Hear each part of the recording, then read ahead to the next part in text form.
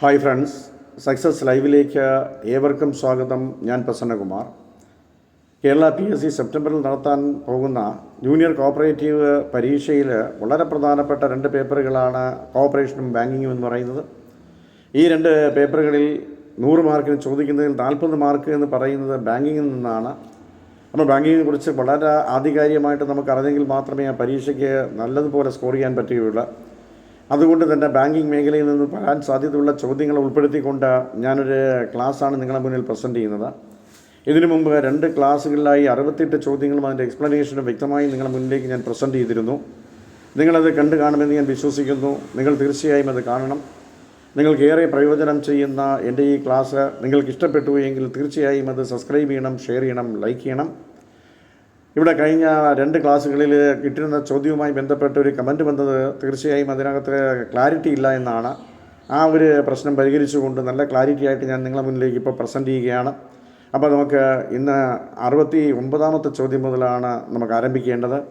69ാമത്തെ ചോദ്യം ഇതാണ്: key policy rates in India decided by monetary policy committee. How many members of monetary policy committee are nominated by government of India എന്നാണ് ചോദ്യം. ഇവിടെ policy റേറ്റുകളെല്ലാം determine ചെയ്യുന്ന monetary policy കമ്മിറ്റിയാണ്. അപ്പോൾ അതിനകത്തുള്ള മെമ്പേഴ്സ് എന്ന് പറയുന്നത് റിസർവ് ബാങ്ക് ഗവർണറും അതോടൊപ്പം തന്നെ ഒരു ഡെപ്യൂട്ടി ഗവർണറും തീർച്ചയായും ഇതിൻ്റെ എക്സിക്യൂട്ടീവ് മെമ്പേഴ്സാണ്. അത് കഴിഞ്ഞ് ഗവൺമെൻറ് ഓഫ് ഇന്ത്യ നോമിനേറ്റ് ചെയ്യുന്നത് 3 മെമ്പേഴ്സാണ്. അപ്പോൾ 3 മെമ്പേഴ്സാണ് ഗവൺമെൻറ് ഓഫ് ഇന്ത്യ നോമിനേറ്റ് ചെയ്യുന്നത്. ടോട്ടൽ മെമ്പേഴ്സ് എന്ന് പറയുന്നത് 5 ആണ്. 70ാമത്തെ ചോദ്യം: STCI was constituted in. STCI എന്ന് പറയുന്നത് securities trading corporation of India limited എന്നാണ്. അത് കോൺസ്റ്റിറ്റ്യൂട്ട് ചെയ്തിരിക്കുന്നത് 1994 മെയ്യിലാണ്. അപ്പം 70ാമത്തെ ചോദ്യത്തിൻ്റെ ഉത്തരം എന്ന് പറയുന്നത് ബി ആണ്, 1994. 71ാമത്തെ ചോദ്യം: ദ പ്രസൻറ്റ് ബാങ്ക് റേറ്റ്. ഇവിടെ നമുക്ക് വളരെ ഇമ്പോർട്ടൻ്റ് ആയിട്ട് അറിയേണ്ട ചില കാര്യങ്ങളാണ്. എന്താണ് ഈ ബാങ്ക് റേറ്റ്, എന്താണ് ബേസ് റേറ്റ്, അതുപോലെ തന്നെ എന്താണ് repo rate, reverse repo rate, then cash reserve ratio, അതോടൊപ്പം തന്നെ statutory liquidity ratio, then marginal standing facility rate. അങ്ങനെ കുറേ റേറ്റുകൾ റിസർവ് ബാങ്ക് എന്ത് ചെയ്യുന്നുണ്ട്, കാലാകാലങ്ങളിൽ അത് പുതുക്കി നിശ്ചയിക്കുന്നുണ്ട്. അപ്പോൾ ഓരോ റേറ്റുകളും നമുക്ക് എന്താണ് അറിയേണ്ടതെന്ന് നമുക്കറിയണം. കഴിഞ്ഞ ക്ലാസ്സിൽ നമ്മൾ ബേസ് റേറ്റ് എന്ന് പറഞ്ഞായിരുന്നു. ഒരു കൊമേഴ്സ്യൽ ബാങ്ക് അല്ലെങ്കിൽ ഏതൊരു ഫിനാൻഷ്യൽ സ്ഥാപനമോ റിസർവ് ബാങ്ക് ഫിക്സ് ചെയ്തേക്കുന്ന ഒരു നോർമൽ റേറ്റ് താഴെ ഒരിക്കലും എന്ത് ചെയ്യാൻ പറ്റില്ല, ഇൻട്രസ്റ്റ് റേറ്റ് ഫിക്സ് ചെയ്യാൻ പറ്റത്തില്ല എന്ന് പറയുന്ന റേറ്റിന് വിളിക്കുന്ന പേര് അതിൻ്റെ ബേസ് റേറ്റാണ്. എന്നാൽ ഇപ്പോൾ നമുക്കറിയേണ്ട 71ാമത്തെ ചോദ്യത്തിൽ ബാങ്ക് റേറ്റ് എന്താണെന്ന്. അപ്പോൾ ബാങ്ക് റേറ്റ് ഇവിടെ തന്നിരിക്കുന്ന ചോദ്യത്തിനകത്ത് 2019 ബാങ്ക് റേറ്റാണ് ചോദിച്ചിരിക്കുന്നത്. പക്ഷേ നമുക്കതല്ല അറിയേണ്ടത്, ഈ 2024 ബാങ്ക് റേറ്റ് അറിയണം നമുക്ക്. അപ്പോൾ എന്താണ് ഈ ബാങ്ക് റേറ്റ് എന്ന് ചോദിച്ചാൽ, this is the rate of interest which is charged by Reserve Bank of India while lending loans to commercial bank in the event of fund deficiency. Commercial ബാങ്കിന് ഫണ്ടിൻ്റെ deficiency വരുന്ന സമയത്ത് റിസർവ് ബാങ്ക് ലോൺസ് കൊടുക്കുന്ന സമയത്ത് അതിന് ഈടാക്കുന്ന rate of ഇൻട്രസ്റ്റിനെ വിളിക്കുന്ന പേരാണ് bank rate എന്ന് പറയുന്നത്. അപ്പോൾ ഈ ബാങ്ക് റേറ്റ് എന്ന് പറയുന്നത് പ്രസൻറ്റ് ബാങ്ക് റേറ്റ് എന്ന് പറയുന്ന 6.75% മറക്കരുത്. അത് പരീക്ഷയ്ക്ക് ആവശ്യമുള്ളതാണ്. 6.75 ഇപ്പോഴത്തെ ബാങ്ക് റേറ്റ് എന്ന് പറയുന്നത്. എന്നാൽ എന്താണ് ഈ റിപ്പോ റേറ്റ് എന്ന് ചോദിച്ചു കഴിഞ്ഞാൽ, റിപ്പോ റേറ്റും ഇതേപോലെ തന്നെയാണ്. So repo rate is also the rate at which the RBI lends money to commercial banks or financial institutions in India against government securities.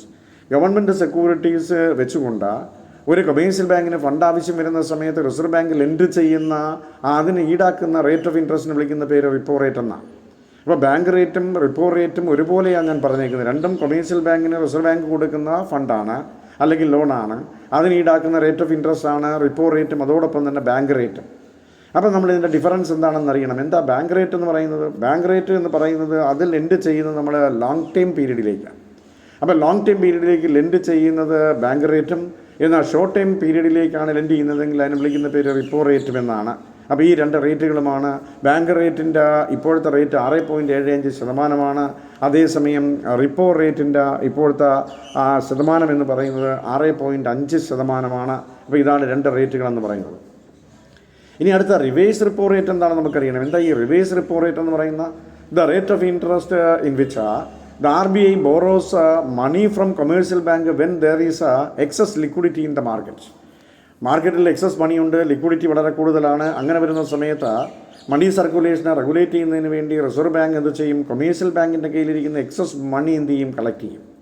അങ്ങനെ കൊമേഴ്സ്യൽ ബാങ്കിൻ്റെ കയ്യിലിരിക്കുന്ന എക്സസ് മണി ബാങ്ക് കളക്ട് ചെയ്യുന്ന സമയത്ത് റിസർവ് ബാങ്ക് കൊമേഴ്സ്യൽ ബാങ്കിന് കൊടുക്കുന്ന rate നമ്മൾ വിളിക്കുന്ന പേര് റിവേഴ്സ് റിപ്പോ റേറ്റ് എന്നാണ്. അതിൻ്റെ പ്രസൻറ്റ് റേറ്റ് എന്ന് പറയുന്നത് 3.35% ആണ്. അപ്പോൾ റിവേഴ്സ് റിപ്പോ റേറ്റ് നമുക്കറിയണം. അങ്ങനെ ലിക്വിഡിറ്റി മെയിൻറ്റെയിൻ ചെയ്യുന്നതിന് വേണ്ടി അല്ലെങ്കിൽ മണി സർക്കുലേഷൻ കൂടുന്ന സാഹചര്യത്തിൽ കൊമേഴ്സ്യൽ ബാങ്കിൻ്റെ കയ്യിൽ എക്സസ് ആയിരിക്കുന്ന മണി റിസർവ് ബാങ്ക് കളക്ട് ചെയ്യുന്നു. അതിന് കൊടുക്കുന്ന ഇൻട്രസ്റ്റ് റേറ്റിന് വിളിക്കുന്ന പേര് റിവേഴ്സ് റിപ്പോ റേറ്റ് എന്നാണ്. അതിൻ്റെ റേഷ്യോ എന്ന് പറയുന്നത് അല്ലെങ്കിൽ അതിൻ്റെ ഇൻട്രസ്റ്റ് റേറ്റ് എന്ന് പറയുന്നത് 3.35% ആണ്. അടുത്ത് നമുക്കറിയേണ്ടത് എന്താണ് ഈ ക്യാഷ് റിസർവ് റേഷ്യോ എന്നറിയണം. What is cash reserve ratio? So this is the percentage of bank's total deposit that it needs to maintain as liquid cash. നമുക്കറിയാം, സാധാരണ കേസിൽ ഡെപ്പോസിറ്റുകൾ സ്വീകരിച്ചു കഴിഞ്ഞാൽ അതിൻ്റെ ഒരു നിശ്ചിത ശതമാനം റിസർവ് ബാങ്കിൽ നമ്മൾ എന്ത് ചെയ്യണം, റിസർവായിട്ട് കീപ്പ് ചെയ്യണം. അങ്ങനെ കീപ്പ് ചെയ്യുന്ന ആ എമൗണ്ടിൻ്റെ ആ റേഷ്യോ അല്ലെങ്കിൽ അതിന് കൊടുക്കുന്ന ഇൻട്രസ്റ്റ് റേറ്റ് എന്ന് പറയുന്നത് അല്ലെങ്കിൽ അതിന് എത്ര ശതമാനമാണ് റിസർവ് ബാങ്കിൽ നമ്മൾ കീപ്പ് ചെയ്യേണ്ടത്, അങ്ങനെ കീപ്പ് ചെയ്യേണ്ട ശതമാനമാണ് 4.5% എന്ന് പറയുന്നത്. അപ്പോൾ ക്യാഷ് റിസർവ് റേഷ്യോ 4.5%, 4.5% ആണ് ഇപ്പോഴത്തെ റേഷ്യോ എന്ന് പറയുന്നത്. അപ്പോൾ ക്യാഷ് റിസർവ് റേഷ്യോ നമുക്ക് മനസ്സിലായി. ഇനി അടുത്ത് നമുക്കറിയേണ്ടത് സ്റ്റാറ്റ്യൂട്ടറി ലിക്വിഡിറ്റി റേഷ്യോ എന്താണെന്നാണ്. സ്റ്റാറ്റ്യൂട്ടറി ലിക്വിഡിറ്റി റേഷ്യോ എന്ന് പറയുന്നത് minimum percentage of deposit that commercial bank maintain through gold, cash and other security. അത് ബാങ്ക് തന്നെയാണ് എന്ത് ചെയ്യേണ്ടത്, അത് മെയിൻറ്റെയിൻ ചെയ്യേണ്ടത്. അപ്പോൾ ഡെപ്പോസിറ്റ് ചെയ്യുന്നതിൻ്റെ ഒരു നിശ്ചിത ശതമാനം ബാങ്കിൽ അവർ സെക്യൂരിറ്റി ആയിട്ട് അല്ലെങ്കിൽ അവരെന്ത് ചെയ്യുന്നു, ഗോൾഡായിട്ടോ ക്യാഷായിട്ടോ അല്ലെങ്കിൽ മറ്റെന്തെങ്കിലും സെക്യൂരിറ്റി ആയിട്ട് ബാങ്കിൽ തന്നെ മെയിൻറ്റെയിൻ ചെയ്യുന്നതിന് വിളിക്കുന്ന പേര് സ്റ്റാറ്റ്യൂട്ടറി ലിക്വിഡിറ്റി റേഷ്യോ എന്നാണ്. അതിൻ്റെ പ്രസൻറ്റ് റേറ്റ് എന്ന് പറയുന്നത് 18% ആണ്. 18% അതിൻ്റെ റേറ്റ് എന്ന് പറയുന്നത്. അപ്പോൾ ഇവിടെ നമ്മൾ ബേസ് റേറ്റ് നേരത്തെ പറഞ്ഞു, ഇപ്പോൾ റിപ്പോ റേറ്റ് പറഞ്ഞു, ബാങ്ക് റേറ്റ് പറഞ്ഞു, അതുപോലെ റിവേഴ്സ് റിപ്പോ റേറ്റ് പറഞ്ഞു, ക്യാഷ് റിസർവ് റേഷ്യോ പറഞ്ഞു, അതുപോലെ തന്നെ സ്റ്റാറ്റ്യൂട്ടറി ലിക്വിഡിറ്റി റേഷ്യോ അഥവാ SLR റേറ്റ് പറഞ്ഞു. അപ്പോൾ ആ ഓരോന്നിൻ്റെയും റേറ്റ് നമ്മളൊന്നുകൂടെ ഓർത്ത് വയ്ക്കണം. ബേസ് റിപ്പോ റേറ്റിൻ്റെ 6.5%, അതേസമയം ബാങ്ക് റേറ്റ് എന്ന് പറയുന്നത് 6.75%, reverse repo rate 3.35%, cash reserve ratio 4.5%. ഇപ്പോൾ സ്റ്റാറ്റ്യൂട്ടറി ലിക്വിഡിറ്റി റേഷ്യോ എന്ന് പറയുന്നത് 18%. ഇനി നമുക്ക് വേറെ ഒരു സംഭവം കൂടെ ഉണ്ട്, marginal standing facility rate. Marginal standing facility rate എന്ന് പറയുന്നത് ഇപ്പോഴത്തെ നിലവിലെ റേറ്റ് 6.75 ആണ്. So this is a facility by which the commercial banks borrow funds from Reserve Bank of India in case of emergencies.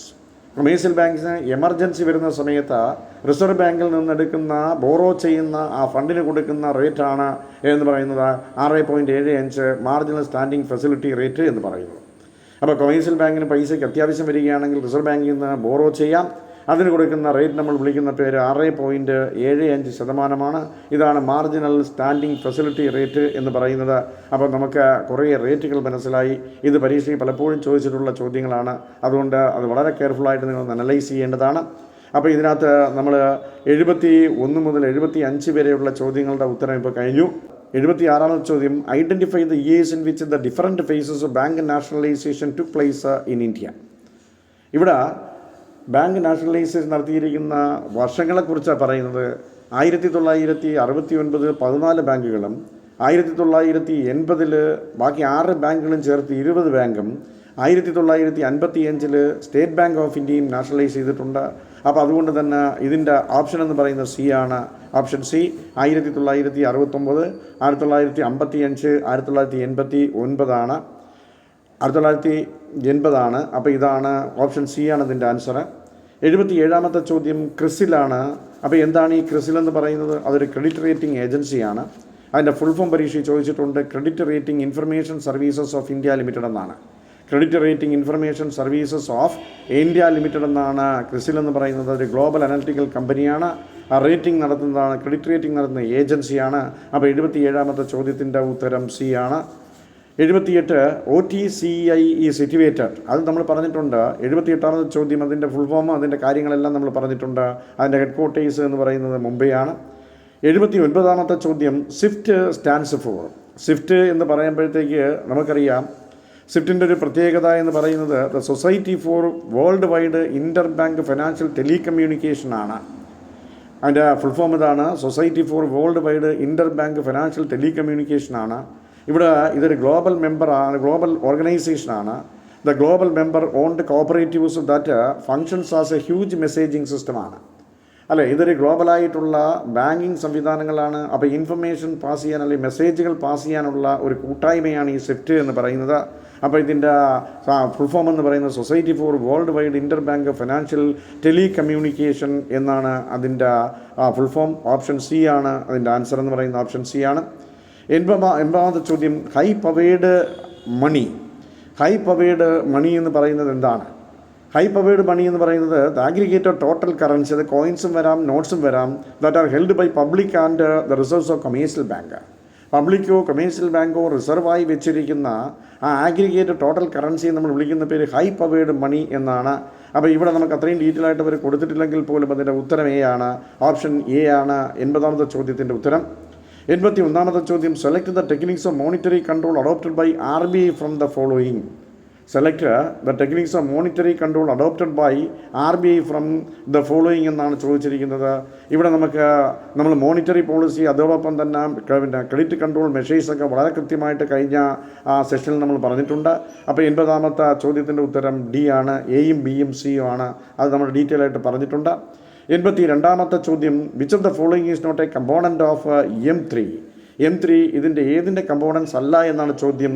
അത് ടോട്ടൽ പോസ്റ്റ് ഓഫീസ് ഡെപ്പോസിറ്റ് ആണ്. ബാക്കിയെല്ലാം അതാണ്. അപ്പോൾ അതുകൊണ്ട് 82ാമത്തെ ചോദ്യത്തിൻ്റെ ഉത്തരം ഡി ആണ്. ഓപ്ഷൻ ഡി ആണ്. 83ാമത്തെ ചോദ്യം, which of the following measures of money supply has lowest liquidity. Lowest liquidity ഉള്ള മണി സപ്ലൈയുടെ മെഷേഴ്സ് ഏതാണെന്നാണ് ചോദിച്ചിരിക്കുന്നത്. അപ്പോൾ 83 എ ആണ്. M4 ആണ്. 83 എ ആണ്. 84ാമത്തെ ചോദ്യം, the report of all India rural credit survey committee അഥവാ Gorwala committee lead to the formation of. Gorwala committee അതിൻ്റെ റെക്കമെൻഡേഷൻ അല്ലെങ്കിൽ അതിൻ്റെ ക്രെഡിറ്റ് സർവേയുമായി ബന്ധപ്പെട്ട് എന്ത് ഫോം ചെയ്യാനാണ് അത് റെക്കമെൻഡ് ചെയ്തത് അല്ലെങ്കിൽ എൻ്റെ റിപ്പോർട്ട് എന്നാണ് ചോദ്യം. അത് ബി ആണ്. സ്റ്റേറ്റ് ബാങ്ക് ഓഫ് ഇന്ത്യ ആണ്. ഗോർവാല കമ്മിറ്റിയുടെ റെക്കമെൻഡേഷനാണ് സ്റ്റേറ്റ് ബാങ്ക് ഓഫ് ഇന്ത്യയുടെ ഫോർമേഷൻ എന്ന് പറയുന്നത്. 85ാമത്തെ ചോദ്യം, which of the following is not included in M1 or narrow money measures of money supply എന്നാണ്. അപ്പോൾ അതിൻ്റെ ആൻസർ എ ആണ്. India's deposit with IMF, World Bank and foreign government ആണ്. അപ്പോൾ അതിൻ്റെ ആൻസർ എ ആണ്. 85 എ ആണ്. 86ാമത്തെ ചോദ്യം, the Banking Companies Act 1949 was enacted to consolidate and amend the law relating to bank companies with effect from 1st March 1966. The name of the act has been changed as. ഈ ആക്ടിനെ നമ്മൾ change ചെയ്തേക്കുന്നത് എങ്ങനെയാണെന്നാണ് ചോദ്യം. അതിൻ്റെ ഇപ്പോഴത്തെ പേരെന്തെന്നാണ് ചോദ്യം. The banking regulations act 1949 എന്നാണ്. അതിൻ്റെ banking regulations act 1949. 87ാമത്തെ ചോദ്യം, the banking regulation act 1949 was enacted with the objective of. Banking regulations act 1949 enact ചെയ്തതിൻ്റെ ഓബ്ജക്റ്റീവ് എന്താണെന്നാണ് ചോദ്യം. 87 സി ആണ്. Consolidating and amending the law relation to banking companies. Banking കമ്പനീസുമായി ബന്ധപ്പെട്ട ആ ലോ അമെൻഡ് ചെയ്യുക, അതിനെ കൺസോളിഡേറ്റ് ചെയ്യുക എന്നാണ് അതിൻ്റെ ലക്ഷ്യമെന്ന് പറയുന്നത്. 88ാമത്തെ ചോദ്യം എന്ന് പറയുന്നത്, a customer has a right to ask the bank to return him a paid instrument before the expiry of a period such instrument under the provision of. നല്ല ചോദ്യമാണ്. A customer has a right to ask the bank to return him a paid instrument before the expiry of a period such instrument under the provision of. And option C ആണ്. Section 45 subsection 2 of the banking regulations act 1949 അനുസരിച്ചാണ് അത് expiry പീരീഡിന് മുമ്പ് മടക്കി വാങ്ങുന്നത്. അപ്പോൾ അതിൻ്റെ option 88 C ആണ്. 89ാമത്തെ ചോദ്യം, section 14A subsection 1 of the banking regulations act 1949 prohibits A banking company from. വളരെ നല്ല ചോദ്യമാണ്. 89ാമത്തെ ചോദ്യത്തിൻ്റെ ബി ആണ് ആൻസർ.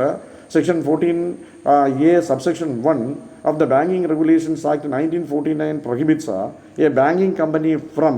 അപ്പോൾ 89 ബി ആണ് അതിൻ്റെ answer. Creating floating charge on the undertaking or any property of the company or any part thereof. അതാണ് ആ സെക്ഷനിൽ പറഞ്ഞേക്കുന്നത്. വളരെ ഇമ്പോർട്ടൻ്റ് ആയിട്ടുള്ള ചില സെക്ഷൻസ് മാത്രമേ നമ്മളിവിടെ നോട്ട് ചെയ്യുന്നുള്ളൂ.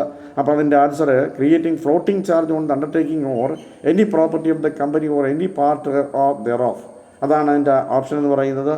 90ാമത്തെ ചോദ്യം, section 26 of the banking regulations act 1949 requires every banking company to submit an annual return to the Reserve Bank of India in respect of.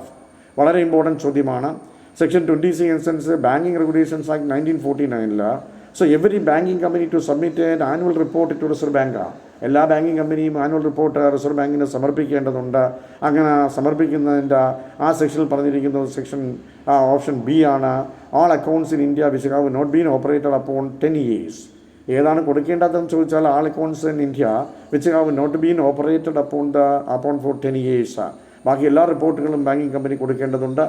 91ാമത്തെ ചോദ്യം, as per the provisions of Section 29 of the Banking Regulations Act 1949, every banking company is required to prepare a final accounts, that is profit and loss account and balance sheet in the firms prescribed in. വളരെ important ചോദ്യമാണ്. As per the provisions of Section 29 of the Banking Regulations Act 1949, every banking company is required to prepare its final accounts, profit and loss account and balance sheet in firms prescribed in the third schedule of the Banking Regulations Act 1949 ആണ്. 1949 banking regulations ആക്ടിൻ്റെ third schedule അനുസരിച്ചാണ് അത് തയ്യാറാക്കി submit ചെയ്യേണ്ടത്. 92ാമത്തെ ചോദ്യം എന്ന് പറയുന്നത്, as per guide lines of reserve Bank of India A new private sector bank. Reserve Bank of ഇന്ത്യയുടെ guide line അനുസരിച്ച് ഒരു ന്യൂ പ്രൈവറ്റ് സെക്ടർ ബാങ്ക് എന്ന് പറയുന്നത് എന്താണെന്ന ചോദ്യം. അത് ഈ പറഞ്ഞിരിക്കുന്ന എല്ലാമാണ്. Shall be subject to prudential norms in regard to income recognition, asset classification and provisioning, capital adequacy, etc. B. Shall have to observe priority sector lending target as applicable to other domestic banker. Will be required to open rural and semi-urban branches. അപ്പോൾ ഇതിൻ്റെ answer all the above ആണ്. ഇതെല്ലാം satisfy ചെയ്തെങ്കിലേ അത് പറ്റത്തുള്ളൂ. അപ്പോൾ 92ാമത്തെ ചോദ്യത്തിൻ്റെ ഉത്തരമെന്ന് പറയുന്നത് D ആണ്. ഇനി 93 എന്ന് പറയുന്നത്, Pre-shipment packing credit advances are generally given by banks too. Pre-shipment എന്ന് പറയുന്ന packing credit advances are generally given by bank to.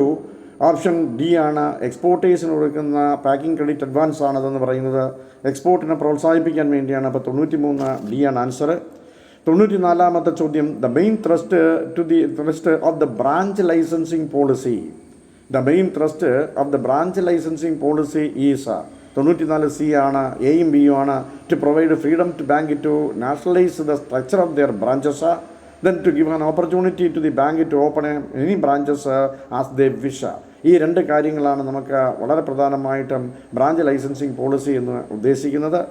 95ാമത്തെ ചോദ്യം എന്ന് പറയുന്നത്, Narasimham committees main recommendations include. Narasimham committee എന്ന് പറയാൻ ബാങ്കിങ് റിഫോംസുമായി ബന്ധപ്പെട്ടതാണ്. അപ്പോൾ 95 ഈ പറഞ്ഞിരിക്കുന്ന മുകളിൽ പറഞ്ഞിരിക്കുന്ന എല്ലാ റെക്കമെൻഡേഷനും ആവശ്യമായിട്ടുള്ളതാണ്. നരസിംഹ കമ്മിറ്റിയുടെ റിപ്പോർട്ടാണ് അല്ലെങ്കിൽ റെക്കമെൻഡേഷനാണ്. അതിൽ നമ്പർ എ എന്താ പറഞ്ഞേക്കുന്ന, adoption of uniform accounting practices particularly in respect of income recognition and provisioning against doubtful debts. Minimum 4% capital adequacy ratio to risk-weighted asset by March 1993. Imparting transparency to bank balance sheet and full disclosure of them. ഇതെല്ലാം അതിനകത്ത് ഉള്ളതാണ്. അപ്പോൾ അതുകൊണ്ട് 95ാമത്തെ option D ആണ്. 96, the banks are required to constitute high-power liability management committees comprising top executive to determine suitable policies for. 96ാമത്തെ ചോദ്യമാണ്. ഇതൊക്കെ difficult level questions ആണ്. ഇതൊക്കെ മാർക്ക് കളക്ട് ചെയ്യാൻ പറ്റുന്ന നമ്മളെ പോയിന്റുകളാണ്. അപ്പോൾ 96 എന്താ പറഞ്ഞിരിക്കുന്ന, the banks are required to constitute high power liability management committees comprising top executive to determine suitable policies for എന്നാണ്. അപ്പോൾ ഇതിനകത്ത് ഓപ്ഷൻ എയിൽ പറഞ്ഞിരിക്കുന്ന each liability product such as demand deposit, savings, term deposit and CODs. ബിയിൽ പറഞ്ഞിരിക്കുന്നത് liabilities dominated in foreign exchange.